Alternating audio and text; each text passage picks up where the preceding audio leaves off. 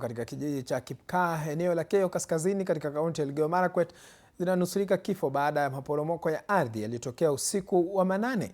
Hii ni kutokana na mvua kubwa inayoendelea kushuhudiwa nchini.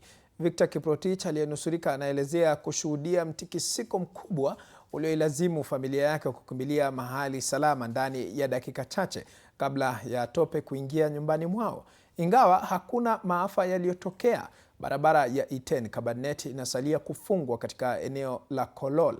Wakazi sasa wanahimiza serikali kuhamisha maeneo salama, wakihofia kutokea kwa maafa kama yale ya mwaka 2025 yaliyowaua zaidi ya watu 50 katika eneo jirani.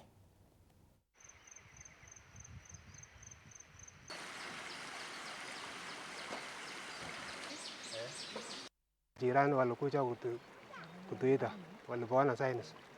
So baada ya hapo karibu 2 minutes ndio ikaanza kulipuka.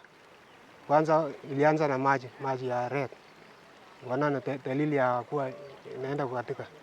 So baada ya hapo tunaanza sasa kuita majirani wengine ndio wakuwe safe. Umeona mahindi, hiyo mahindi yote yenye ilikuwa tumepanda imechukuliwa yote. Tunaomba tu serikali atusaidie.